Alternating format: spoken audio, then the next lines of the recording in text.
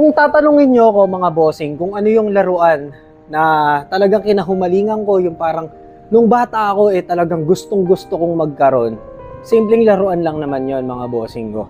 Eto, yung hot air bullet cap gun. Etong hot air bullet cap gun mga bossing, natatandaan ko to, gustong gusto kong magkaroon talaga nito nung bata pa ako. Pero ang daming hadlang para magkaroon ako nung laruan na to. Una, ang baon ko nung elementary ako. Nag-umpisa ako nung grade 1, parang wala pa akong baon nun. 2, 3, and 5, parang nag-umpisa ako sa 5 piso, grade 2. Kasi may baon ako nun, tapos hatid sundo. Grade 3, natatandaan ko, yan, nagiging 15 pesos na baon ko niyan. Wala naman kasi akong problema sa pamasahe. Kasi hatid sundo nga ako. Grade 4 and 5, parang 20 pesos. Tapos grade 6 ako, 25 pesos na. Lumaki na yung baon ko nung high school na, naging 50, 60, tapos hanggang naging 70. Nung high school, nung naging 4th year high school ako mga bossing, naging 100. Etong laruan na to mga boss, sa school namin, lagi ko nakikita to sa harap ng school, kahit dito sa malapit sa amin, sa may elementary school, nakikita ko to. May mga nagtitinda nito dati. Talagang eye-catching to sa mga bata nun. Alam nyo kung bakit? Kasi etong laruan na to, revolver gun siya. Tapos talagang may putok na sounds na parang totoong baril. So dati pag bata ka, 'di ba? Yung mga gantong laruan talagang amaze na amaze, nakaka-amaze talaga yan. So nung nakita ko to, may mga bata sa amin naglalaro nito. Nakita ko, ganda ka ako, parang totoo. Pumuputok eh. Lalagyan mo ng paputok na bilog na pula. Ilalagay dito sa revolver niya. Pag klinik mo na ganun, puputok. Kasi dati ang libangan lang naman namin yung mga simpleng laro lang eh. Pag November, December, panahon na yan ang putukan sa amin. Dati November pa lang, nagkakaputukan na. Uso na yung mga watusi, may puli pa na paputok na may tali siya sa magkabilaan. Kapag hinatak mo yun, puputok yun. Eto, tsaka to. Tapos may isa pa yan, yung pinapalo ba. May pulbura rin na pula, nilalagay sa maliit na bakal na may butas sa loob. Tapos may bakal din na mahaba na gano'n. Tapos papalo, paputok din yun. So isa to sa mga sumikat nun. Gustong gusto ko talagang magkaroon nito dati. Kaso nga lang, hindi yata ako nabigyan ng pagkakataon na makabili nito mga boss. Una, wala akong pambili. Magkano lang baon ko. Pangalawa, kung mag-iipon ako tapos binili ko nung ganito, siguradong palo ako sa magulang ko pag uwi. Makabili man ako nito, talagang itatago ko. Hindi ko nagawa yun mga boss. Hindi ako nagkaroon neto nun. Hanggang tingin lang ako sa mga bata. Alam niyo ba kung gaano kasakit yun? Paglabas ko ng school, meron neto dun. Dadaan ako ng palengke. Pag sasakay ako ng jeep, dadaan ako ng palengke. Dati natatandaan ko yung palengke sa amin. Sa pinakadulo, may bilihan ng mga laruan dun. Tanda ko yun. Lagi ako dun dumadaan. Kasi nga nalilibang ako eh. Kahit yung tingin lang ba, parang window shopping ba pa sa mall? Parang window shopping sa mall. Pag dumadaan ako ron, nawawala yung stress ko, parang sumasaya ako panandalian bago ko umuwi ng bahay. Ang dami talagang laruan dun. Pero eto mga bossing, hindi lalabas to ng pangkaraniwang araw lang. Lalabas to, bare months na. Parang bago magpasko. October, November, December, lalabas na yung gantong klase ng laruan. So ngayon, nung tumanda na ako, eto na, revenge time. Kung natatandaan niyo yung vlog ko tungkol dito, puta, nakita ko sa Divisoria. Sabi ko parang familiar to ah. Pero dati, nagsa-search na ako nito. Nakakita ako nito. Ang unang bili ko nga pala nito dati, kung natatandaan yung mga unang vlog ko way back 2022, nakita ko to sa Shopee. Meron. Neto sa Shopee, sabi ko, shit, may hot air bullet cap gun pa rin pala hanggang ngayon. Pagkalipas ng ilang taon mga bossing, meron pa rin palang ganito. Siguro nag-reprint sila nung ganito mga boss. Ang ganda, sabi ko, naalala ko na naman yung nakaraang ko. Sabi ko dati hindi ako nagkakaroon nito. Bumili ko nito sa Shopee noon, pandemic pa.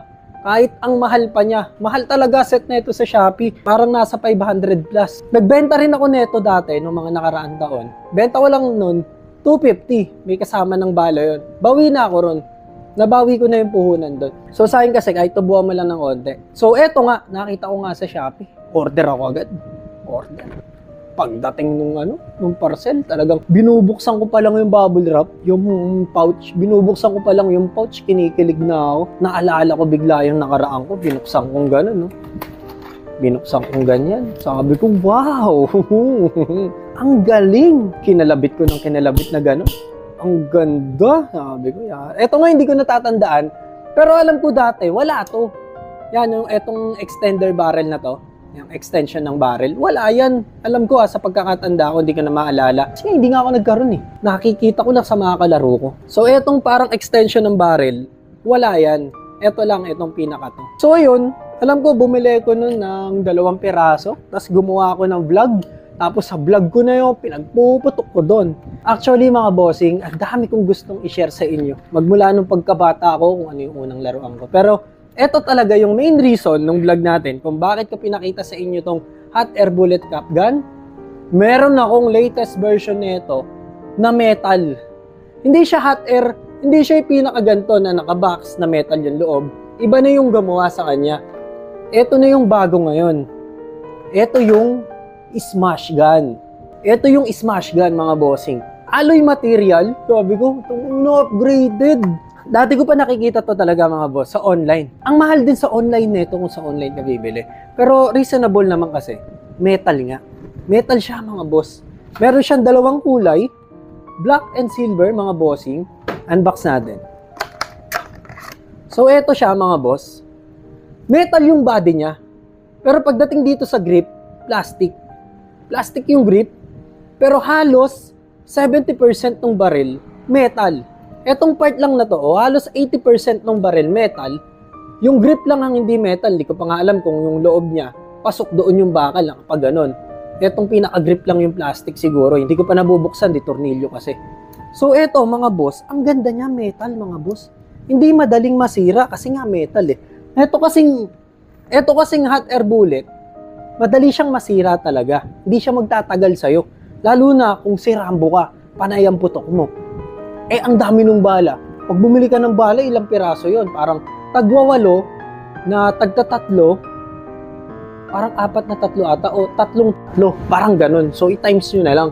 So, eto kasi, ang kadalasang nasisira dito sa hot air cap gun na to, mga boss, is eto. Yan, yung hammer niya. Kadalasang nasisira dyan, yung hammer. So, kung panay ang kalabit mo, mapipuwersa talaga. Eh, mga bata, lalo na pag bata gumamit, talagang minsan nga, supot na yung lumalabas sa antulin mag-pull ng trigger. So, eto madalas masira dyan, hammer, and then, eto, yung trigger niya. Alam nyo kung bakit? Kasi nga, paputok yan. Pag pumutok yan, iinit. Naaapektuhan yung plastic sa loob. Pangalawa, yung puwersa. Pag gigil na gigil ka na, pak. Lalo na pag magpaprang ka, pak, eto, putol agad yan pag napuwersa mo ng sobra. Pero okay itong hot air bullet cap gun kasi nga, nostalgic siya. Ang ganda. So, yung mga batang 90s dyan, inabutan to. Talagang napaka-nostalgic. Maaalala nyo yung childhood nyo rito talaga. So, balik tayo dito. Sa full metal. Yung pinaka-revolver niya, yan, yung sa magazine, yung umiikot, metal din. Natatanggal to eh. Ayan o. Metal din siya, apaka-solid. Ang plastic part sa kanya, wala, hindi rin plastic to eh. Oh, bakal din. Yung pinaka-plastic lang talaga sa kanya, etong handle, and then yung tip na to para magmukhang laruan. Nilalagay talaga yung orange tip na yan, para magmukha siyang laruan. Kasi mukha siyang totoo kung titignan nyo sa una. Ayan o, bakal kasi. Pero wala atang revolver na ganito kalaki. Malaki dito ng konti. Ewan ko lang yung mga senyorita. Yung putok nito mga bossing, satisfying. Mas malakas siya kaysa dito sa plastic. Dito sa hot air. Dito sa cap gun. Mas malakas siya kaysa dito sa cap gun. Kasi ito, metal part yung hammer niya, mas malakas yung impact. Dito, plastic part lang, madali pang masira. So eto, pag pumalo to, ang lakas. Paparinig ko sa inyo. Ganto pa lang oh. Ginaganyan mo pa lang siya, kaya mo nang paputukin yung bala sa loob.